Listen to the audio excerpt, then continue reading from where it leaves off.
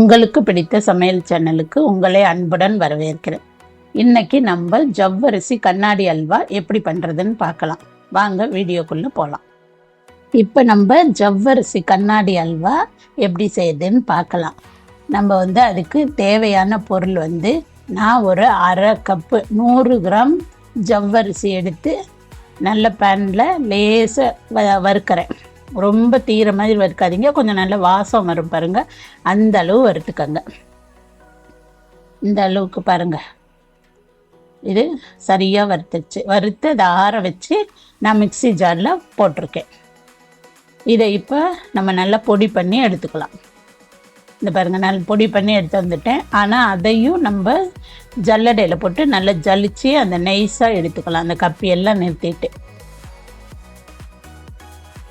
இந்த பாருங்கள் ஜலிச்சு நான் எடுத்துருக்கிறேன். அதில் ஒரு அரை கப்பு வந்திருக்கு பாருங்கள். அதே அளவுக்கு நான் கார்ன்ஃப்ளவர் மாவு எடுத்து வச்சுருக்கேன். அந்த அரை கப்பு அளவுக்கே அதையும் போட்டுக்கோங்க. இப்போ இது ரெண்டையும் சேர்த்து நம்ம தண்ணி ஊற்றி நல்லா கரைச்சிக்கலாம். நல்லா கட்டி இல்லாமல் நல்லா தண்ணி ஊற்றி ரெண்டையும் ஒன்றா கரைச்சிக்கோங்க.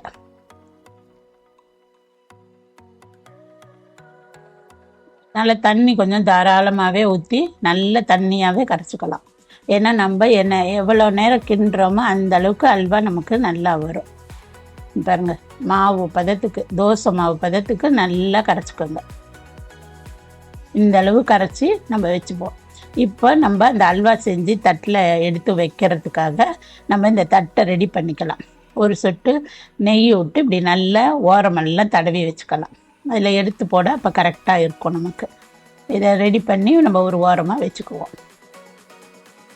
இப்போ நம்ம அடுப்பில் ஒரு கடாய் வச்சு சர்க்கரை, நான் அது ரெண்டும் சேர்த்து ஒரு கப்பு வருது பாருங்கள் அளவில். அது 100 கிராம், இது 150 கிராம் சர்க்கரை போட்டிருக்கேன் நான்.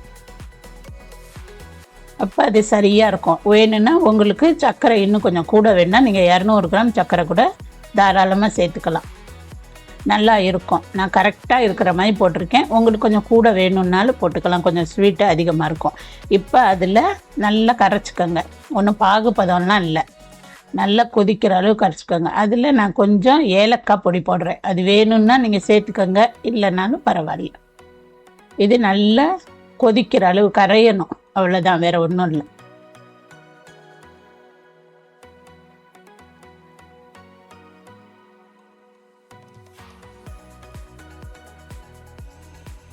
ஏலக்காய் சேர்த்தாக்கா அந்த ஃப்ளேவர் நமக்கு நல்லாயிருக்கும், அதனால் நான் சேர்த்துருக்கேன்.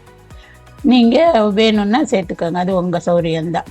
எப்படி நல்லா கொதிச்சிருச்சு பாருங்கள். இந்த மாதிரி கொதித்து வெள்ளையாக இந்த அளவுக்கு வரும்போது நம்ம கரைச்சி வச்சுருக்க கார்ன்ஃப்ளவர் மாவும் ஜவ்வரிசி மாவும் சேர்த்துக்கலாம். அதை இப்படி போட்டுட்டு கைவிடாமல் கொஞ்சம் கலக்குங்க. ஏன்னு கேட்டால் கட்டி விழுந்துடும் உடனே. அது கார்ன்ஃப்ளவர் மாவு ஜவ்வரிசி ரெண்டுமே சீக்கிரம் கட்டி ஆகக்கூடியது இல்லை, அதனால் உடனே கட்டி ஆகிடும். இப்போ ஸ்டவ்வை நீங்கள் சிம்மில் வச்சுக்கோங்க. இப்போயே பாருங்கள் தட்டுப்படுது பாருங்கள் அந்த கட்டி. அதை அப்படியே கரைச்சி விட்டுட்டு எல்லாத்தையும் ஒன்றா அப்படியே கரைச்சிக்கிட்டே இருங்க. கைவிடாமல் கரைக்கணும், இல்லைன்னா அப்படியே கீழே உட்காந்துக்கும்.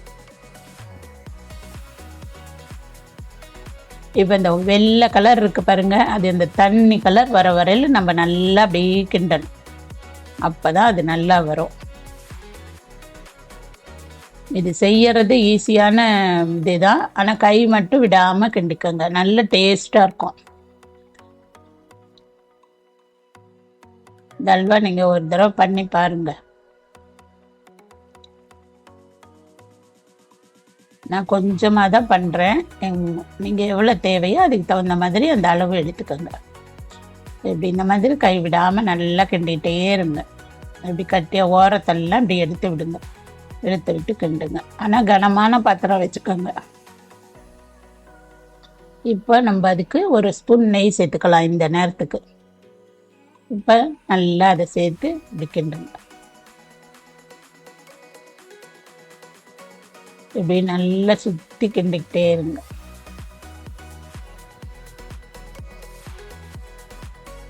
நம்ம வெள்ளையாக ஊற்றின மாவு கொஞ்சம் கலர் மாறி இருக்கு பாருங்க, இன்னும் நல்லா மாறும். அந்த அளவுக்கு நீங்கள் கிண்டுங்க. இப்படி சுற்றி எடுத்து விட்டுட்டு கிண்டிகிட்டே இருங்க. இப்போ ஓரளவுக்கு பாதி வரையிலும் வெந்திருக்கு பாருங்கள். இன்னும் நல்லா கொஞ்சம் வேகணும் நமக்கு. அப்போ தான் அந்த கரெக்டாக இருக்கும். அந்த அல்வா வந்து நேரம் ஆறும்போது கட்டியாக வந்தும்போது சாப்பிட நல்ல டேஸ்ட்டாக இருக்கும். இன்னும் கொஞ்சம் கிண்டி விடுங்க. இது கிண்டுறது தான் கொஞ்சம் இது, மற்றபடி ஒன்றும் கஷ்டமெல்லாம் கிடையாது. இது ரொம்ப ஈஸியான ஒரு ஸ்வீட் தான்.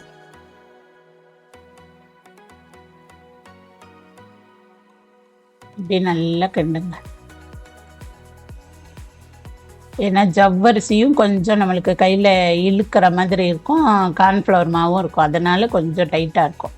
இப்போ அதுக்கு இன்னும் ஒரு ஸ்பூனு நெய் சேர்த்துக்கலாம் இந்த நேரத்துக்கு. இப்போ அதையும் சேர்த்து நல்லா கிண்டுங்க. உங்களுக்கு கலர் தேவை அப்படின்னா போட்டுக்கோங்க. நான் வந்து கண்ணாடி அல்வா அப்படிங்கிற மாதிரி அப்படியே நான் கலர் போடாமல் செய்கிறேன். உங்களுக்கு உங்கள் இஷ்டம், அப்படியும் செஞ்சுக்கோங்க. இது பார்க்க கொஞ்சம் நல்லாயிருக்கும், டிஃப்ரெண்ட்டாக. எல்லா அல்வாலையும் கலர் போடுறோம்ல, அதனால இதில் போடாமல் செய்யலான்னு நான் செய்கிறேன்.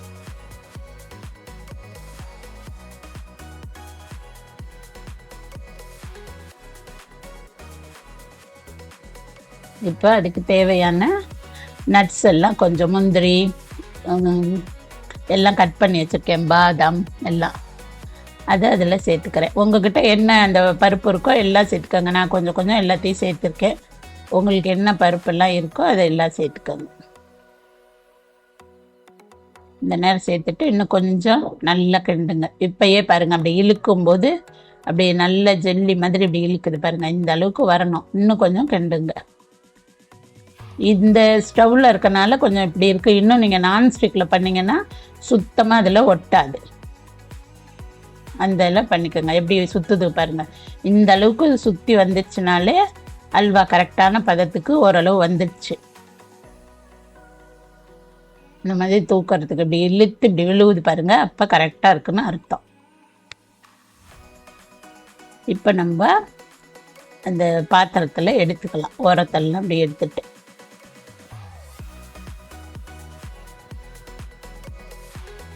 நீங்கள் முடிஞ்ச வரையிலும் நான்ஸ்டிக் தவாவில் பண்ண பாருங்கள். அதில் சுத்தமாக ஒட்டாது. இந்த மாதிரி கடைசி நேரத்துக்கு நல்லா சுருளும்.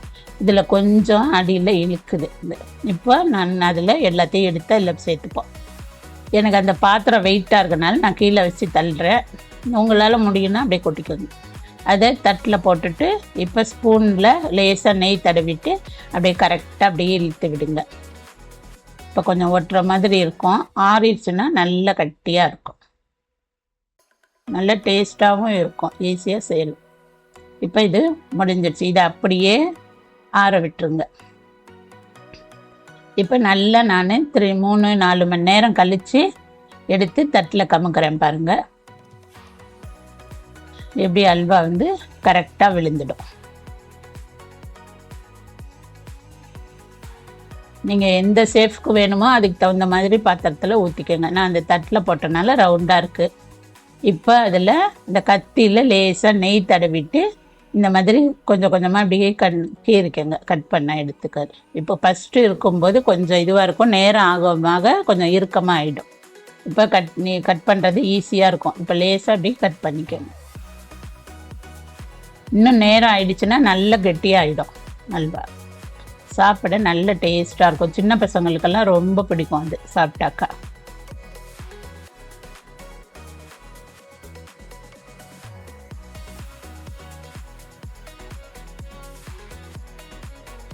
இந்த மாதிரி நான் சின்ன சின்னதாக அப்படி கட் பண்ணி எடுத்துக்கோங்க. இப்போ இந்த பாருங்கள், இந்த அளவு எப்படி இருக்குது பாருங்கள். இந்த அளவு நல்லா கரெக்டாக வந்துடும். இந்த சைஸு இந்த திக்கு இருந்துச்சுன்னா நல்லாயிருக்கும். இது மாதிரி நீங்கள் எடுத்துக்கோங்க. எப்படி இருக்குது பாருங்கள். இது ரொம்ப நெய்யெல்லாம் தேவைப்படாது. இந்த பாருங்கள் எப்படி இருக்குது பாருங்கள், நல்லா பிக்கிறதுக்கு. இப்போ நமக்கு அல்வா ரெடி ஆகிடுச்சு. நல்ல சுவியாக இருக்கும் அல்வா. இப்போ நீங்களும் இந்த அல்வாவை செஞ்சு பார்த்துட்டு எப்படி இருக்குன்னு கமெண்ட் பண்ணுங்கள், லைக் பண்ணுங்கள், ஷேர் பண்ணுங்கள், மறக்காமல் சப்ஸ்கிரைப் பண்ணுங்கள். நன்றி.